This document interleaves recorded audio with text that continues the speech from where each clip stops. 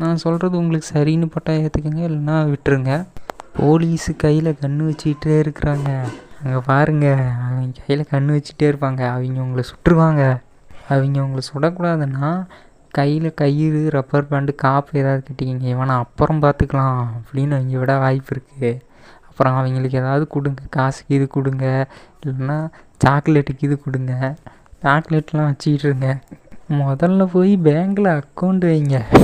Account வச்சவன்னு சொல்லுங்கள். ஏன்னா அக்கௌண்ட்டில் தான், பேங்க்லேருந்து தான் போலீஸுக்கு காசு போகுது. போலீஸுனால் ஒரு நியாயமானவங்கன்னு வச்சுக்கோங்களேன். நாங்கள் தப்பை தட்டி கேட்குறோம், பிரச்சனையை தீர்த்து வைக்கிறோம். எங்ககிட்ட ஒரு ஆயுதம் இருக்குது, அதுக்கு பேர் தான் கன்னுன்னு சொல்கிறோம். அதை ஒரு 6 மணி நேரம் 8 மணி நேரம் தான் பயன்படுத்துவோம். அதுக்கப்புறம் நாங்கள் பயன்படுத்த மாட்டோம். அந்த டைமில் எங்கள் பக்கம் இருக்கிற நியாயத்தை நீங்கள் கேட்கலாம், எங்களை விசாரிக்கலாம், எங்களை திருத்தலாம். எங்ககிட்ட முறையாக நீங்கள் டீலிங் பண்ணலாம். மறுபடியும் நாங்கள் எதாவது தப்பு பண்ணிட்டோம்னா அந்த தப்புலேருந்து நாங்கள் மீண்டு மறுபடியும் தப்பு பண்ணாமல் தான் இருப்போம்.